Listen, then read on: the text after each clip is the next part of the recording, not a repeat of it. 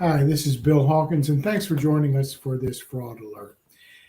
Jury duty is something that not a lot of people want to do, but scammers have found a way to use it as a means of taking your money and putting it in their pocket. We're joined today by Bob Negro. Bob is a volunteer with the AARP Fraud Watch Network. Bob, scams with jury duty, how does this work? Well, unfortunately, Bill, the jury duty scam is a tried and trusted tool that's been used by scammers for a long time.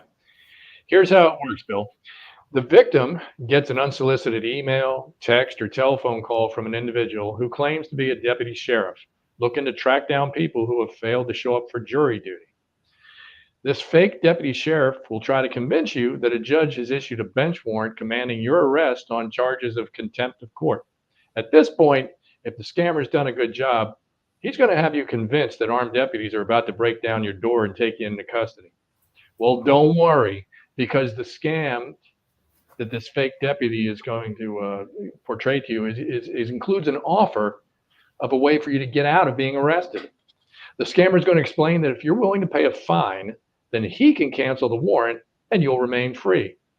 But don't think you can solve the dilemma by just sending cash or a check to your local sheriff's department. No.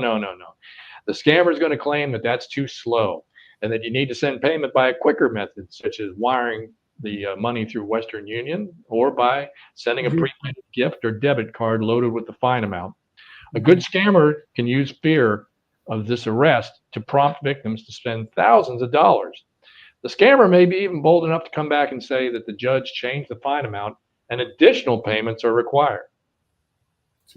And that would be scary, Bob. It sounds as if someone's representing themselves as being someone official, that could be really scary. But what can folks do to avoid a scam like this?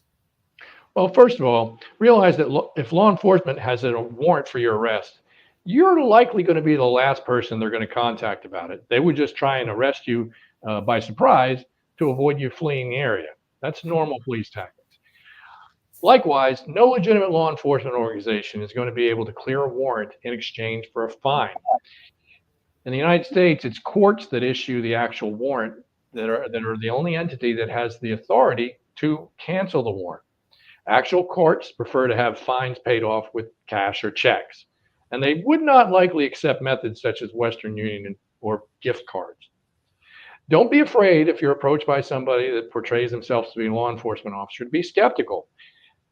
As a real officer, if you asked him for his badge, he'd be willing to do so, show it to you. A fake officer can't do that. Also realize that this scam works with any law enforcement agency and that the call may come from somebody pretending to be a city police officer, a state police officer, or even a federal agent. Bob, you give us such good warnings and advice. What should folks do if they feel that they have fallen prey to something like this? Well, first of all, don't be a silent victim.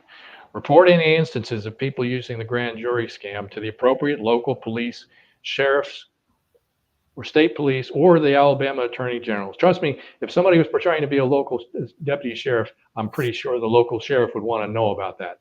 Also, keep up to date on the latest frauds and scams by reviewing the AARP Fraud Watch Network website. Because these crooks change their tactics almost every day, you need to be researching it as well to keep ahead of them. Great. Bob, thank you as always for coming in and helping us. And folks, we had some technical issues with this broadcast, so I want to thank Bob for his willingness to help and his good attitude with it.